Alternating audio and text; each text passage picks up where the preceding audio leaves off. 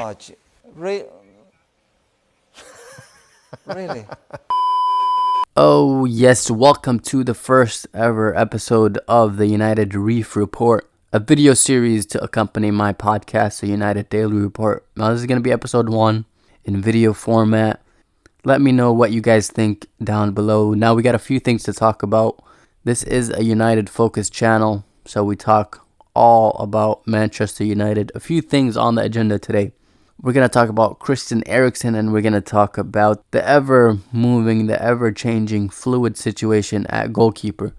We're going to talk a little David De Gea and Dean Henderson.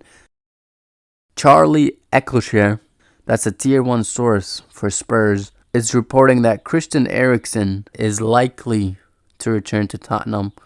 Manchester United have made an offer, but we're hearing that he would like to stay in London and that it's a fight between re-signing Brentford, his current club, and rejoining Spurs, his former. Now, this is not a surprise to me. After reading the reports that we are interested in Eriksen, I was very excited, I'm not going to lie. To have someone of Eriksen's quality join us on a free transfer would have been fantastic business, especially because we've absolutely started this transfer window with zero. Nothing's going on. We're late on transfers. Preseason is coming up quickly, and Eriksen on a free transfer would have been an amazing piece of business. But it's not a surprise that he would reject us.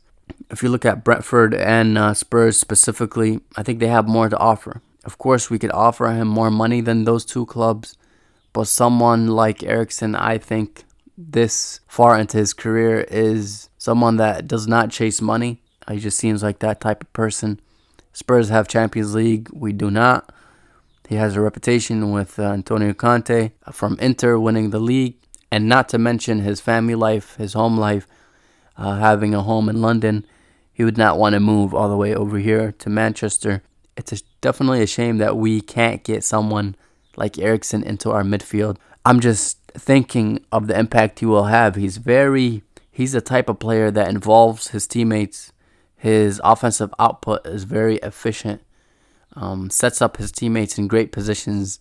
On a free transfer, we just don't have a history of bringing in top tier players on frees. When you look at Barcelona, you look at Juventus, they've made a name for themselves bringing in world-class talent on free transfers. We just don't have that history here. But moving on to a slightly more complicated situation with Dean Henderson and David De Gea. Now, you tell me down in the comments where you stand in the whole De Gea versus Henderson debate, where you stand on what you think of David De Gea as a goalkeeper. It seems to divide a lot of the Manchester United fan base. Now, there's two divisions. First, on the left, you have the David De Gea fanboys that praise David De Gea no matter what. And not only that, they slander Dean Henderson, saying, he's not good enough, he's unproven, and he'll never start for Manchester United. That side says that David De Gea has been one of the best goalkeepers in the world for a long time. Obviously, great shot stopper. If you look at the managers and his reputation with managers, you have Sir Alex Ferguson, to David Moyes, to Van Gaal, to Jose, to Oli, to Ralph, to now Ten Hag, all saying that he's their number one. And that should hold a lot of weight because those are the managers, obviously, that have the last say in the matter. And then on the other side, the fan base that says, well, David De Gea was a great goalkeeper once upon a time, but after he signed his giant contract extension, he's on $375,000 a week. They are arguing that Manchester United have overpaid for De Gea's services and are forced to kind of use him because they can't move on from him. No other club is going to take on those wages. And on the other hand, those same supporters say that Dean Henderson deserves his chance. He's a more modern goalkeeper, fits into Erik ten Hag's play style. And also, of course, we know of Henderson's play style. He's very good with his feet. He's a very mobile goalkeeper. Sweeps, comes out for the ball.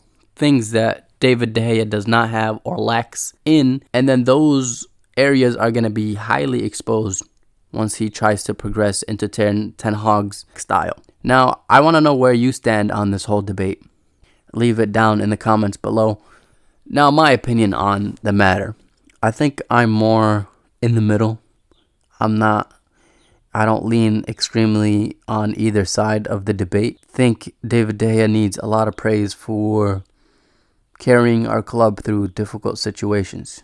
It's not a fluke that he's been winning Player of the Season for multiple seasons. He's a great shot stopper, one of the best I've ever seen. But that doesn't say that I can't be realistic with David and say that he lacks in, his distribution. Many times he's put our team in terrible situations, terrible positions where his passing was very lacking. His reluctancy to come out of his box to collect balls, his playing out from the back is a joke, really. And at this stage of his career, he's 30 plus now. I don't think that's something he could improve on. As for Dean Henderson, I think he deserves a proper run of games to prove himself.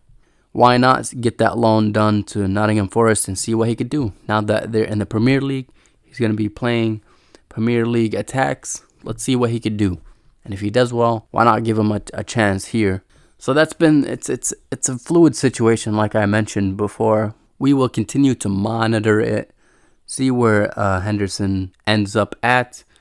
And that has been the first ever episode of the United Reef Report. Subscribe if you enjoyed the content, and I thank you for joining me today. Cheers, guys.